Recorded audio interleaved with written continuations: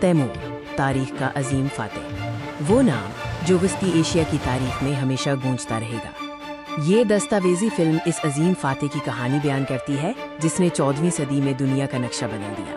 Timur, جسے امیر Timur بھی کہا جاتا ہے، ایک ایسا حکمران تھا جس کی طاقت اور ذہانت نے کئی سلطنتوں کو ہلا کر رکھ دیا۔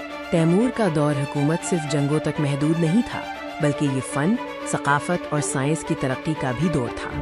اس کی ابتدائی زندگی مشکلات اور چیلنجوں سے بھری ہوئی تھی، لیکن اس نے اپنی محنت اور عزم سے اپنا مقام بنایا۔ تیمور 1336 میں ماوران نہر کے ایک چھوٹے سے گاؤں میں پیدا ہوا۔ وہ برلاس قبیلے سے تعلق رکھتا تھا جو منگول نسل کے تھے۔ اپنی جوانی میں تیمور کو بہت سی مشکلات کا سامنا کرنا پڑا۔ اس نے چھوٹے پیمانے پر جنگی کارروائیوں میں حصہ لینا شروع کیا اور آہستہ آہستہ اپنی طاقت بڑھائی۔ تیمور کی زندگی کا سب سے بڑا حصہ اس کی فتوحات کا سلسلہ تھا۔ اس نے ایک نہ رکنے والے طوفان کی طرح ایشیا کو روند ڈالا۔ اس کی فتوحات نے فارس، ہندوستان کے کچھ حصے اور یہاں تک کہ عثمانی سلطنت کو بھی متاثر کیا۔ 1398 میں تیمور نے دہلی پر حملہ کیا، جس سے اس کی طاقت کا دنیا بھر میں چرچا ہوا۔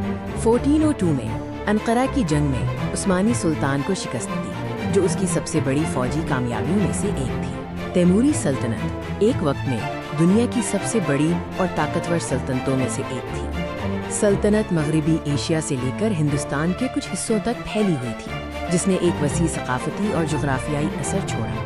تیمور کو نہ صرف ایک فاتح بلکہ ایک بہترین فوجی جینیس کے طور پر بھی یاد کیا جاتا ہے۔ اس کی حکمت عملیوں نے کئی جنگوں کا رخ موڑ دیا۔ جنگوں کے باوجود تیمور نے فن تعمیر اور ثقافت کو زبردست فروغ دیا۔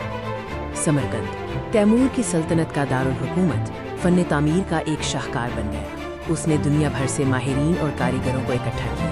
تیمور نے علماء، سائنسدانوں اور شاعروں کی سرپرستی کی، جس سے اس کی سلطنت میں علم اور فنون کو ترقی ملی۔ تیمور کا اثر آج بھی محسوس کیا جاتا ہے۔ اس کی میراث ایک پیچیدہ تاریخی باب ہے۔ تیمور کی سلطنت نے مغل سلطنت اور دیگر عظیم ایشیائی ریاستوں کو جنم دیا۔ اس کے فن تعمیر کے شاہکار آج بھی دنیا کو حیران کرتے ہیں۔ تیمور 1405 میں چین کی مہم کے دوران وفات پا گیا۔